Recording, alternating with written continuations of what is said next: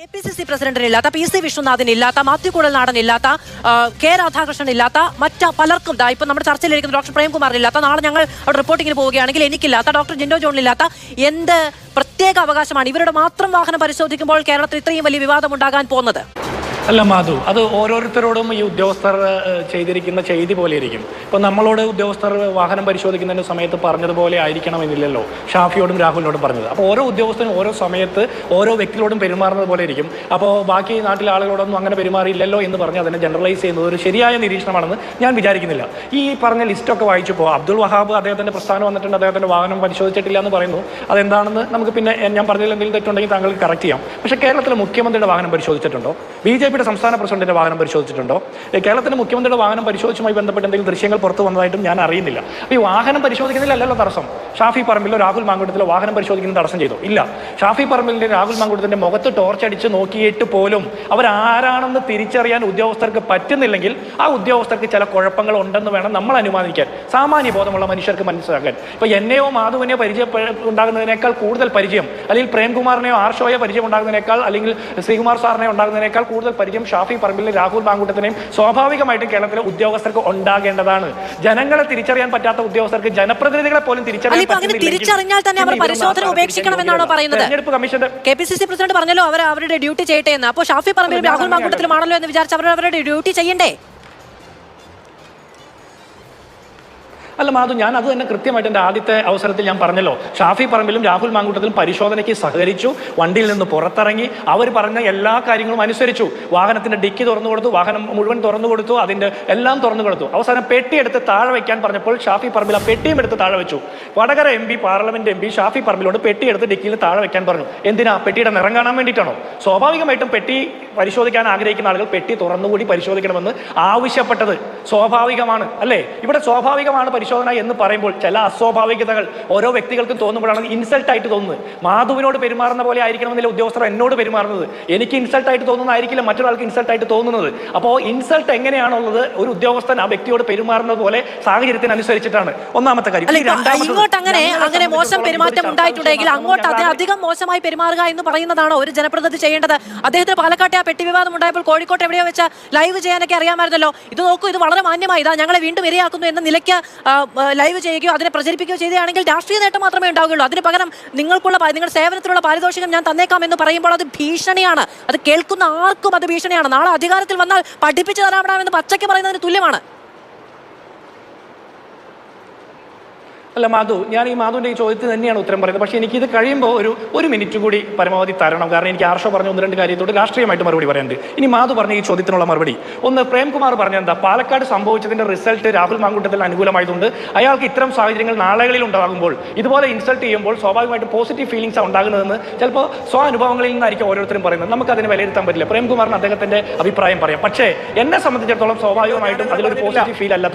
രാഹുൽ മാങ്കൂട്ടത്തിലും ഷാഫി പറമ്പിലും അങ്ങനെ ആയിരിക്കില്ല. ജിൻഡോ, ഞാൻ പറഞ്ഞിട്ടില്ല. ജിൻഡോ, ഞാൻ അങ്ങനെ പറഞ്ഞിട്ടില്ല. അങ്ങനെ പറഞ്ഞ 2 സ്റ്റേറ്റ്മെന്റ്സ് ആണെന്ന് പറയാ ചെയ്ത് ഞാൻ.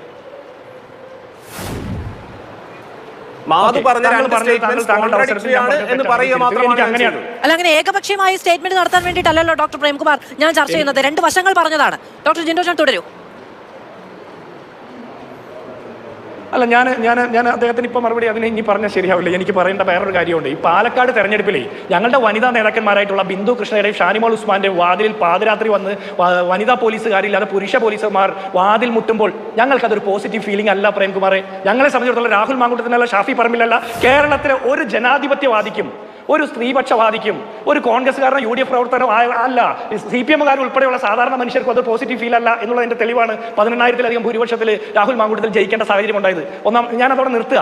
ആരുടെ മുറിയിലും ഏത് ഉദ്യോഗസ്ഥനും പരിശോധിക്കാം തെരഞ്ഞെടുപ്പ് സമയത്ത്, ഏത് സമയത്തും. പക്ഷെ അതിന് ചില പ്രൊസീജിയേഴ്സ് ഉണ്ട്. അത് പാലിക്കാതെ കൈരളി ചാനലിന്റെ മാധ്യമ പ്രവർത്തകരെ വിളിച്ച് CPM-ന്റെയും BJP-യുടെയും കുറെ ആളുകളെയും വിളിച്ച് ഹോഗോ വിളിച്ചിട്ടല്ല പരിശോധന നടത്തേണ്ടത്. ആ പ്രൊസീജിയർ ഒന്നും പാലിച്ചില്ലല്ലോ. അതിന് കൊടുത്ത പരാതി എന്തായി? ആ നീലപ്പെട്ടി പോയ വഴി നിങ്ങൾ അന്വേഷിച്ച് കണ്ടെത്തിയോ? അവിടെ കൊണ്ടുവന്ന കോടിക്കണക്കിന് കോടിയുടെ കള്ളപ്പണം എന്ന് പറഞ്ഞത് കണ്ടെത്താൻ സാധിച്ചോ? പിണറായി വിജയൻ തന്നെയല്ലേ ആഭ്യന്തര വകുപ്പ് മന്ത്രി? അതൊന്നും സാധിച്ചിട്ടില്ല. അപ്പൊ ഞങ്ങളെ സംബന്ധിച്ചിടത്തോളം ഈ പെട്ടിയൊന്നും ഞങ്ങളുടെ പ്രശ്നമല്ല. പിന്നെ രാഹുൽ മാങ്കൂട്ടത്തിന്റെ മറുപടി മോശമായി പോയെന്ന് അങ്ങനെ മാധുവിന്റെ നിരീക്ഷണം ഞാൻ അതിനെ പോസിറ്റീവായിട്ട് തന്നെ കാണുന്നത്. മാധ്യമ പ്രവർത്തകർക്കോ കേരളത്തിലെ ഉദ്യോഗസ്ഥർക്കോ പോലീസുകാർക്കോ അത്തരത്തിലൊരു ഭീഷണിയായിട്ട് തോന്നുന്നുണ്ടെങ്കിൽ, ഞങ്ങൾ ഭീഷണിയായിട്ടല്ല പറഞ്ഞ്, ജനങ്ങൾ അതിനുള്ള പ്രത്യുപകാരം കൊടുക്കും, പ്രതിഫലം കൊടുക്കും, പാരിതോഷികം കൊടുക്കും എന്നാണ് ഞങ്ങളുടെ പൊളിറ്റിക്കൽ ടേക്ക്. പക്ഷേ ഇനി അതിനപ്പുറത്ത് ഭീഷണിയായിട്ട് തോന്നുന്നുണ്ടെങ്കിൽ ഞങ്ങളുടെ ചെറുപ്പക്കാരുടെ തലയടിച്ച് പൊട്ടിച്ച മുഖ്യമന്ത്രിയുടെ ഗൺമാനായിട്ടുള്ള ആളുകൾ ഉൾപ്പെടെയുള്ളവർക്ക് അങ്ങനെയും വേണമെങ്കിൽ വിചാരിക്കാം. കോൺഗ്രസിന് മാറ്റങ്ങളുണ്ടെന്ന് തിരിച്ചറിയാൻ കേരളത്തിലെ മാർക്സിസ്റ്റ് പാർട്ടിയുടെ പിണറായി വിജയന്റെ അടിമകളായിട്ടുള്ള സർക്കാർ ഉദ്യോഗസ്ഥർക്ക് ഒരു തിരിച്ചറിവ് കൂടി ഉണ്ടാകേണ്ടത് നല്ലതാണ്.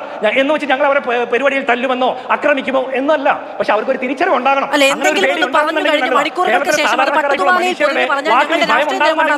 എന്ന് പറഞ്ഞാൽ തൊണ്ട തൊടാതെ വിഴുങ്ങുന്ന തരത്തിലുള്ള ബുദ്ധിയോ ഭൗതിക നിലവാരമൊന്നുമല്ല കേരളത്തിലുള്ളവർക്കുള്ളത്. പിന്നെ അത് ഭീഷണിയായിട്ടാണ് വേണമെങ്കിൽ ഈ പറയുന്ന അധികാരവർഗത്തിന് കീഴിൽ അവർ പറയുന്നിടത്ത് നിൽക്കുന്ന, അവർ പറയുന്നതിനനുസരിച്ച് പ്രവർത്തിക്കുന്നവർക്ക് അതൊരു ഭീഷണിയായിട്ട് തോന്നുകയാണെങ്കിൽ അങ്ങനെയെങ്കിൽ അങ്ങനെ പറയണം. അല്ലാതെ പിന്നീട് അതിനെ ഈ പറയുന്ന പൊതിഞ്ഞു പറയേണ്ട കാര്യമില്ല എന്ന നിലയ്ക്കാണ് ഞാൻ വിചാരിക്കുന്നത്.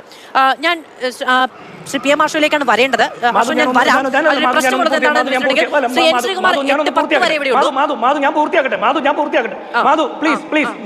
ഞാനൊന്ന് പൂർത്തിയാക്കിയിട്ട് പോകും പ്ലീസ്. എനിക്ക് ഒരു മിനിറ്റ് തന്നാൽ മതി. ഇവിടെ പി ദിവ്യ ഒരു വിളിക്കപ്പെടാത്ത വേദിയിൽ പോയി ADM നവീൻ ബാബുവിന്റെ മരണത്തിന് ഉത്തരവാദിയായിപ്പോ അത് ഭീഷണിയായിട്ട് ആർക്കും തോന്നിയില്ലല്ലോ? മാർക്സിസ്റ്റ് പാർട്ടിക്കാർക്ക് തോന്നിയോ? ഇല്ലല്ലോ. ഇവിടെ ജനീഷ് കുമാർ എന്ന് പറഞ്ഞ MLA വനം വകുപ്പ് ഉദ്യോഗസ്ഥരെ ആഫീസോടെ കൂട്ടി കത്തിക്കുമെന്ന് പറഞ്ഞല്ലോ, അത് ഭീഷണിയായിട്ട് തോന്നില്ലല്ലോ? ഇത് പ്രതിപക്ഷത്തിരിക്കുന്ന ഒരു MLA അദ്ദേഹം പറഞ്ഞു നിങ്ങൾക്ക് ഇതിനുള്ള പാരിതോഷികം കിട്ടുമെന്ന് പറഞ്ഞാൽ അതെങ്ങനെ ഭീഷണിയാകുന്നത്? ഞങ്ങളുടെ പക്ഷത്ത് അധികാരമില്ല, പോലീസില്ല,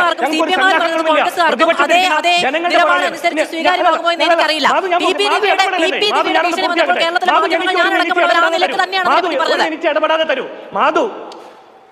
മാധുവിന്റെ അഭിപ്രായം അല്ല ഞാൻ ചോദിച്ചത്. മാധുവിന്റെ അഭിപ്രായമല്ല ചോദിച്ചത്. മാധുവിന്റെ അഭിപ്രായം മാധുവിന് പറയാം. ഞാനതിനെ റെസ്പെക്ട് ചെയ്തു, ഞാനതിനെ എതിർക്കുന്നില്ല. എനിക്ക് അല്ലല്ല ഭീഷണിയായിട്ട് തോന്നുന്നവർക്ക് അങ്ങനെ എടുക്കാം. ഞങ്ങൾ പറഞ്ഞത് ജനങ്ങൾ കൊടുക്കുന്ന പാരിതോഷികത്തെ കുറിച്ചിട്ടാണ്. ജനങ്ങൾ വിലയിരുത്തട്ടെ. ഞങ്ങൾ പറഞ്ഞത് ശരിയോ തെറ്റോ എന്ന് ജനങ്ങളുടെ വിലയിരുത്ത തെരഞ്ഞെടുപ്പിലാണ് തീരുമാനിക്കുന്നത്. ഇനി ഒറ്റ കാര്യം, ഈ വിഷയം പെട്ടി ചർച്ച ഞങ്ങളുടെ വിഷയമല്ല. ഇത് ചർച്ച ചെയ്ത CPM, LDF-ന്റെ കൺവീനർ, CPM സംസ്ഥാന സെക്രട്ടറി, പോളിറ്റ് ബ്യൂറോ മെമ്പർ, LDF-ന്റെ സ്ഥാനാർത്ഥി, എല്ലാവരും ചർച്ച ചെയ്യുന്നു. ഞങ്ങളുടെ വിഷയം ഇതല്ല. ഞങ്ങളുടെ ചെറുപ്പക്കാരുടെ തലയടിച്ച് പൊട്ടിച്ച മുഖ്യമന്ത്രിയുടെ ഗൺമാനായിട്ടുള്ള ആളുകൾ ഉൾപ്പെടെയുള്ളവർക്ക് അങ്ങനെയും വേണമെങ്കിൽ വിചാരിക്കാം. കോൺഗ്രസിന് മാറ്റങ്ങളുണ്ടെന്ന് തിരിച്ചറിയാൻ കേരളത്തിലെ മാർക്സിസ്റ്റ് പാർട്ടിയുടെ പിണറായി വിജയന്റെ അടിമകളായിട്ടുള്ള സർക്കാർ ഉദ്യോഗസ്ഥർക്ക് ഒരു തിരിച്ചറിവ് കൂടി ഉണ്ടാകേണ്ടത് നല്ലതാണ്.